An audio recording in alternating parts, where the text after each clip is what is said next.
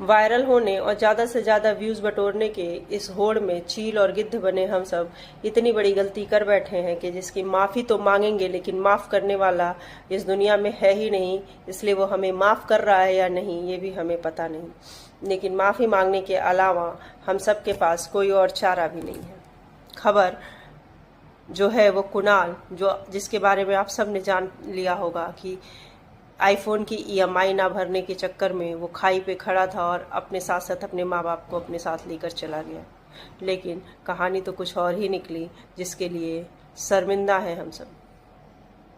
News जल्दी से जल्दी वायरल करने और जल्दी से जल्दी पैसे कमाने के इस होड़ में शायद तथ्यों की बिना जानकारी होते हुए हम सब ने एक दूसरे की वीडियोस को आगे बढ़ाने का काम किया।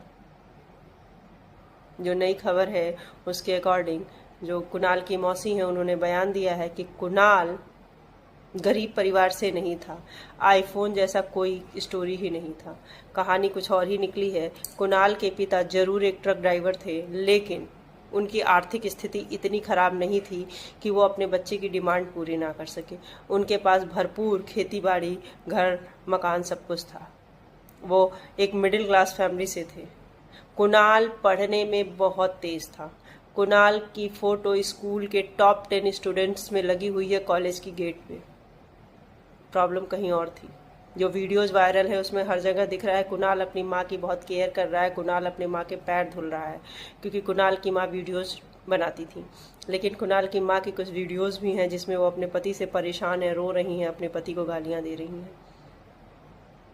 उनके अकॉर्डिंग कुणाल चाहता था कि उनके माँ बाप एक साथ रहें, लेकिन उनके माँ बाप के बीच कोई सामंजस्य नहीं बन पा रहा था, और वो इसलिए उस खाई के पास गया था कि वो अपने माँ बाप को एक कर सके। वो अपने माँ बाप के डिफरेंसेस को दूर करने की कोशिश कर रहा था। वो इस उम्मीद से गया था कि मुझे मरता हुआ या मैं मरने की धमकी दूंगा तो मेरे माँ बाप एक साथ रहने लगेंगे।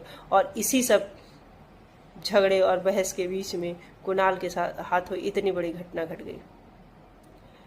कुणाल खुद तो गया, अपने माँ बाप को अपने साथ लेकर गया और उन्हें एक कर दिया, लेकिन दूसरी दुनिया में।